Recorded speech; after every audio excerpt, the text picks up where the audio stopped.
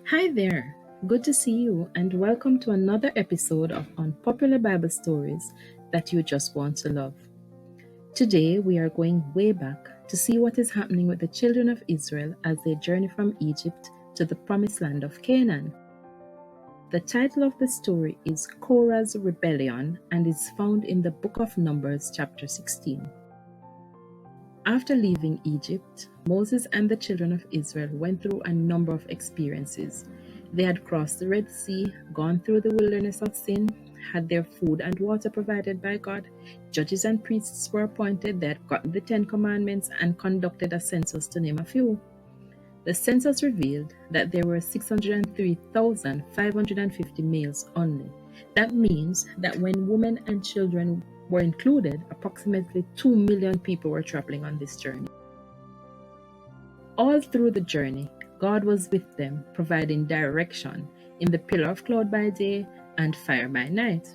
It was very challenging at times, and the people complained that they were tired and thirsty. They didn't like the food they got, and even said probably it would have been better for them if they had stayed in Egypt.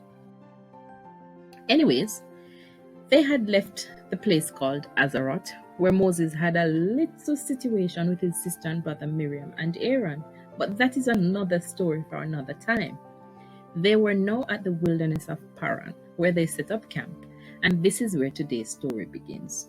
Korah, the great-grandson of Levi, his two friends Dathan and Abiram, great-grandsons of Reuben, came together with 250 princes of the assembly that were famous in the congregation. They had a problem being led by Moses and Aaron and agreed that Korah should go and talk to Moses about it. Korah and some of the princes came to Moses and Aaron, and Korah said to them, we think that you are both taking too much upon your heads. Since all the congregation are holy and the Lord is among them, why are you putting yourselves over us as leaders? When Moses heard it, he was so angry he fell on his face. Moses got up and said to Korah, "Tomorrow the Lord will show you who is holy and belong to him. Here's what you do, Korah. You and all your company take your censers, put incense and fire in them, and whomever the Lord chooses, he shall be holy. You are the ones that are taking too much on yourselves, you sons of Levi." They probably thought that he was finished, but Moses continued, "Listen to me, you sons of Levi. You think it is a small thing that God has appointed you specially to do service in his tabernacle and to minister before the congregation? You have that noble task, and you want to be the priest also? What is the reason that you and all your company are talking against the Lord? And what has Aaron done you that you are murmuring against him? Go, Korah, go and tell Dathan and Abiram to come and speak with me." When Korah came and told Dathan and Abiram that Moses called them, they said, "We will not go up to him. He thinks it is a little thing that he has taken us from prosperous Egypt to kill us in the wilderness. Moreover, he is making himself a prince over us. Furthermore, as he brought us to the promised land that flows with milk and honey, or given us the inheritance of fields and vineyards, so will he blind these men too? We are not going to him."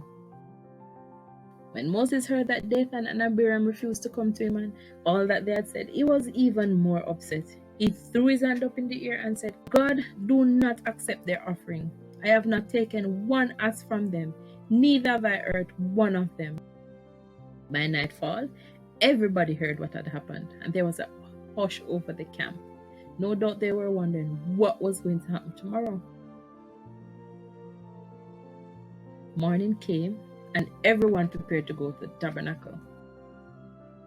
Korah, Dathan, and Abiram, the 250 princes, turned up. They had their censers with the fire and incense. Aaron was there with Moses, and he too also had his censer. The Lord didn't even wait for Moses to say anything. He said to Moses, "Get away from them that I may consume them."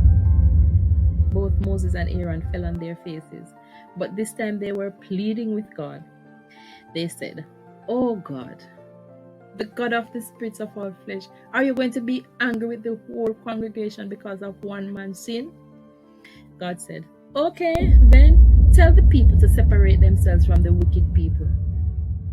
So Moses said to the people, "Leave, For heaven's sake, I'm begging you, leave the tents of these wicked men, and do not touch any of their things, lest ye be consumed in all their sins. Some of the people left as Moses begged. Then Korah, Dathan, and Abiram with their wives and children came and stood by their tents. They apparently were still against Moses and Aaron. Moses said to everybody, "And now you shall know that the Lord had sent me to do all these works, because I haven't done anything of myself. If these men die the common death, all men will say then that the Lord didn't send me. But if the Lord makes something new up and the earth open and swallow them up and everything that belongs to them, and they go down quickly into the pit, then you shall understand that these men have provoked the Lord."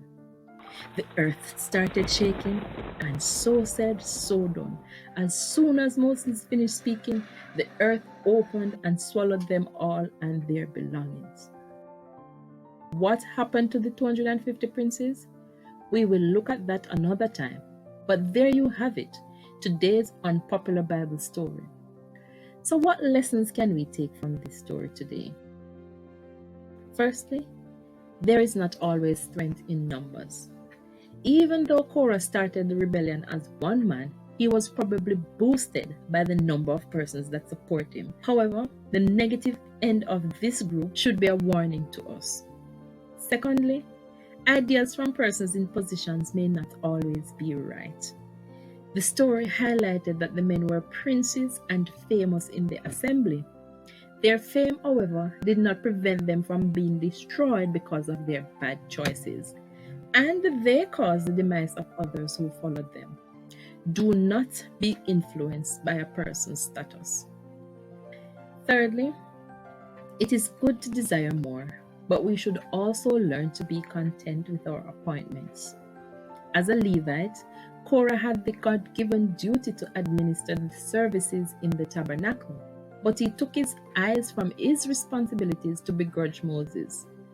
Sometimes we do not recognize the importance of our role because we are too busy focusing on others. In his first letter to Timothy, Paul says, "But godliness with contentment is great gain." Then, leaders make mistakes too, but this does not give permission for open rebellion. Again, Paul says in Romans 13:1 and 2, "Let every soul be subject unto the higher powers, for there is no power but of God. The powers that be are ordained of God. Whosoever therefore resisteth the power, resisteth the ordinance of God, and they that resist shall receive to themselves damnation." Korah, Dathan, Abiram, and the 250 princes resisted the leader that was appointed by God, and they indeed did receive the damnation. Our next lesson: not because someone has done you wrong means you should desire their end. Moses and Aaron begged for the people, even though they were the same ones trying to overthrow them. We should forgive, even as our Heavenly Father forgives us. Another important lesson is, your birthright or your heritage does not save you, but neither does it condemn you.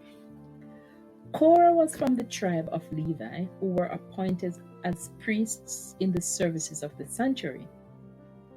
Being Levi's great-grandson did not spare him when he tried to usurp Moses' authority.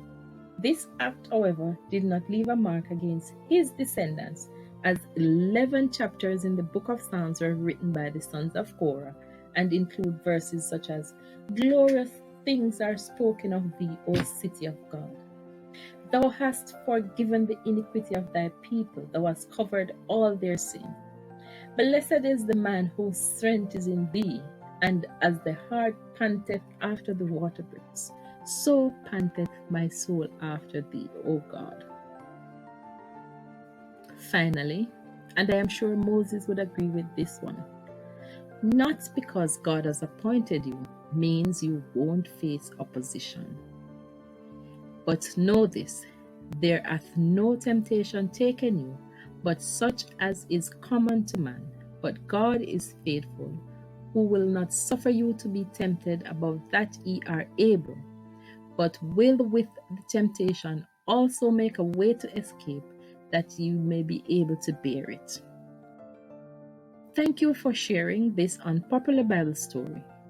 What else did you learn from this story? See you next time for another unpopular Bible story you just want to love.